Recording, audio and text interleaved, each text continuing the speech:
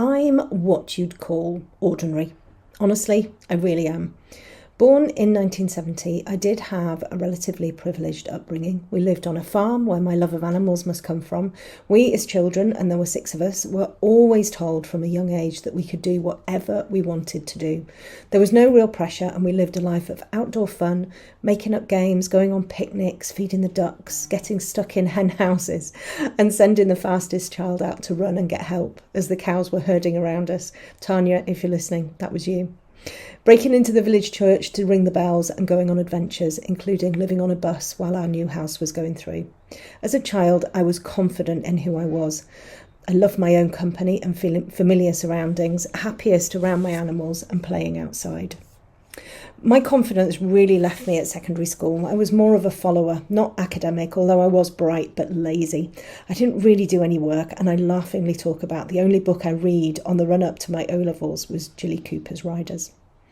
A failed art student at 17, I started my first job as a tea girl in an advertising agency where I learned the old-fashioned art of paste-up, taught myself to type and became a typesetter. I stayed in the design business until 2015, when after taking a degree in business coaching, I became an exec coach and finally started to understand who I was at 45. My job was stressful. I worked away from home a lot and my marriage wasn't happy. I had huge debts and I found myself needing some kind of outlet to help distract my unhappiness. My daughter gave me a colouring book and some pencils for Christmas 2015, and that is when the magic started to happen. I found my creativity in a medium that led me to where I am today.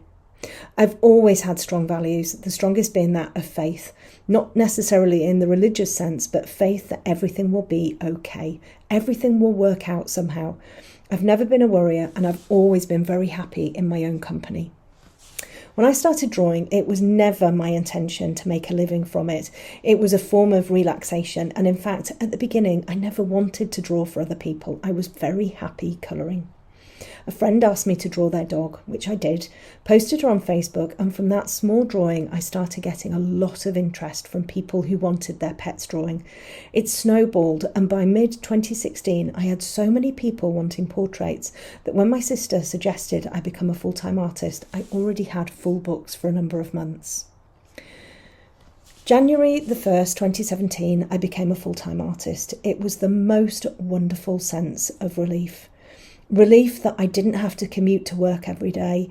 Relief that I could be at home in an environment I was so happy in. And utter joy that I could spend my days doing something I truly loved. Fast forward a couple of years, and due to my natural sharing personality, I had made a bit of a name for myself in helping other artists and sharing techniques and tips. I like experimenting, so anything I found that worked, I would share. This was a strategy that, unbeknownst to me, was the thing that catapulted me into the world of online teaching. I already had a captive audience, and when I launched my Patreon teaching channel, I had people clamouring to join. I remember the day I launched so well. It was February the 1st, 2019, and I was having a day at a spa with my sisters and cousins. It was a real treat. And I remember checking my phone every now and again to see if anyone had joined and feeling totally gobsmacked, that's a Yorkshire term for amazed, to see that I had upwards of 60 plus people joining me. By the end of the week, I had over 200 members, and the £200 a month extra I was hoping to get from Patreon turned into 2,000. This subconscious strategy seems to be inbuilt in me and is something I use whenever I'm launching something new. Moving to 2021, I decided I wanted to have my own teaching platform. I didn't want to have to rely on someone else controlling my customer service, and I wanted a platform that was easy to navigate and that was all mine. After around 6 months of really hard work, both internally and externally, on the 17th of September 2021, I launched the Bonny Snowdon Academy. I was expecting around 200 people to join me, and again was gobsmacked when over 700 people joined me in my first launch. 3 years on, my little company has turned over £2.5 million in revenue.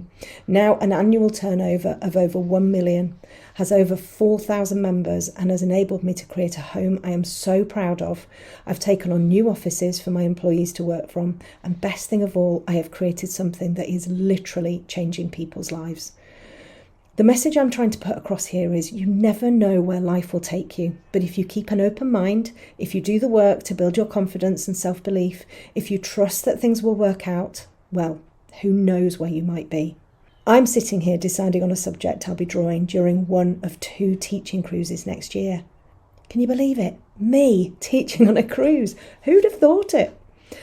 Trust the process, try to stay positive, and above all, steer yourself to things that make you happy.